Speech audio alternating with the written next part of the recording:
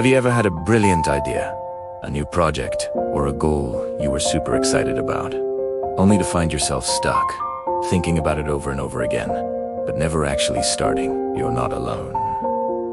This is a classic case of analysis paralysis, where overthinking becomes the biggest enemy of action. Today, we're going to dive deep into why this happens and, more importantly, how you can break free from this cycle and start making real progress. So, what exactly is happening in our brains when we get stuck in this loop? When you first get an idea, there's a surge of excitement and motivation. Your brain's reward system lights up, but then the what-if scenarios start creeping in. What if primera fallo? What if people judge me? What if it's not perfect? This is your brain's prefrontal cortex, the part responsible for planning and decision-making going into overdrive. It's trying to protect you from potential threats and negative outcomes. The problem is, it can get so good at its job that it identifies an endless list of potential problems, making the idea of starting seem overwhelmingly risky. The fear of making the wrong choice becomes so paralyzing that you end up making no choice at all. This inaction, disguised as thoughtful preparation, is actually just a form of procrastination fueled by fear. It feels productive because you're thinking, but in reality, you're just spinning your wheels. Let's break this down with an example. Imagine you want to start a YouTube channel. Your initial thought is, this will be so fun. I can talk about my passion for vintage cameras. But then the overthinking starts. What kind of camera do I need? Is my lighting good enough? What'll my first 10 videos be about? What if no one watches? What if people leave negative comments? Suddenly, the simple, fun idea has morphed into a gigantic, complicated project with 100 potential failure points. The mental energy required to solve all these hypothetical problems before you even press record is exhausting. So, you decide to research more or plan better. And before you know it, months have passed, and you haven't uploaded a single video. The initial spark of motivation has been completely extinguished by the flood of This isn't just about big projects, either. It happens in our daily lives. Ever spent 30 minutes trying to decide what to eat for dinner, only to end up ordering the same old takeout because you're too mentally tired to decide? Or what about crafting the perfect email? You write it, rewrite it, change a word here, a comma there, worried about how it will be perceived. An hora later, you've sent an email that could have taken 5 minutes. This constant quest for perfection and certainty is a trap. The truth is, there's no such thing as a perfect plan or a guaranteed outcome. Action is what creates clarity, not the other way around. One of the key psychological principles at play here is loss aversion. Studies show that the pain of losing something is psychologically about twice as powerful as the pleasure of gaining something of equal value. When you're overthinking, you're not just weighing the potential pros and cons. You're hyper-focused on what you could lose. Time, money, reputation, or your brain says taking action has a potential loss, while staying put feels safe, even if it means sacrificing the potential for a huge gain.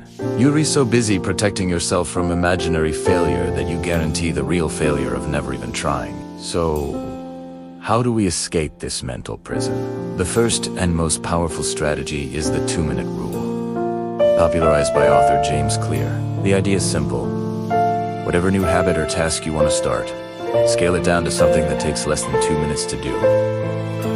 Want to start working out? Just put on your workout clothes. That's it. That's the goal for today. Want to write a book? Open the document and write one sentence. The point is to make the act of starting so laughably easy that you can't say no. This bypasses the brain's threat detection system. There's no risk in putting on clothes or writing one sentence. But what this does is create momentum. Action begets action. Once you've started, it's much easier to continue. The second technique is to embrace the concept of good enough.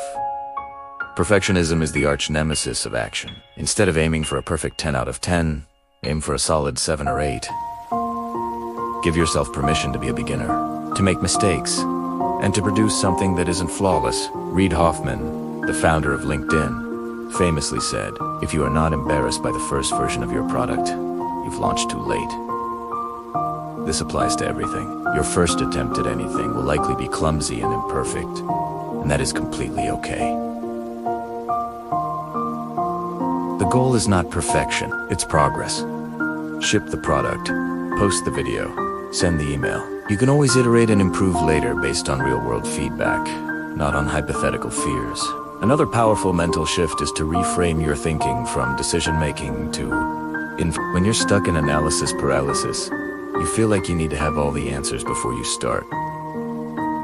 Change that mindset. See your first step not as a final, binding commitment, but as an experiment. You are not deciding to become a professional baker forever. You are simply experimenting with baking one loaf of bread to see if you enjoy it.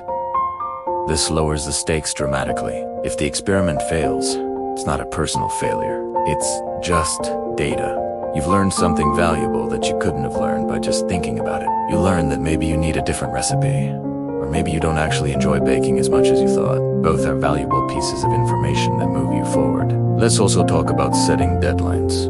Overthinking thrives in a vacuum of infinite time. When there's no end point, you can research, plan, and ruminate forever. Parkinson's law states that work expands to fill the time allotted for its completion. Use this to your advantage. Give yourself a clear and often tight deadline. I will decide on a business idea by Friday. I will record and upload my first video by the end of the month. This forces you to switch from thinking mode to doing mode.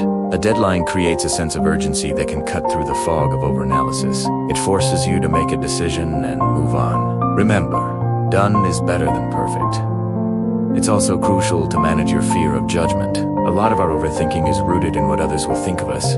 We play out imaginary conversations where people criticize our work or laugh at our attempts. The reality is, most people are too busy worrying about their own lives to pay that much attention to you.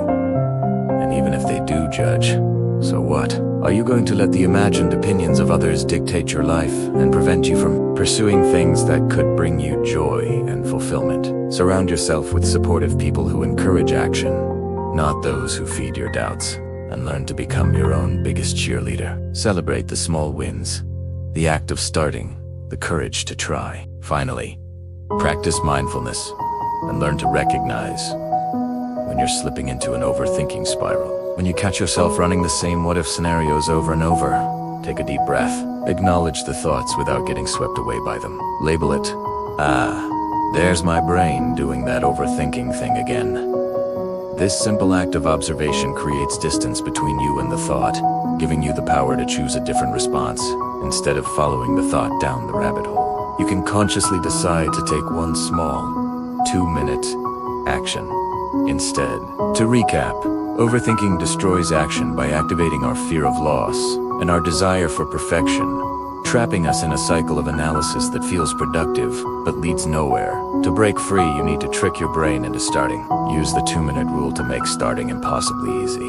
Embrace good enough and let go of perfectionism. Reframe action as an experiment for gathering information, not a final decision.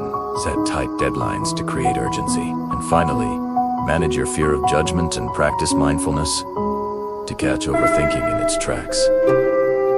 Action is the antidote to anxiety. Action is what builds confidence.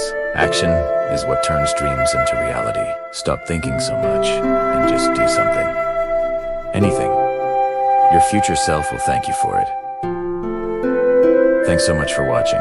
If this video resonated with you, give it a thumbs up and hit that subscribe button. Let me know in the comments what you're going to take action on this week. See you in the next one.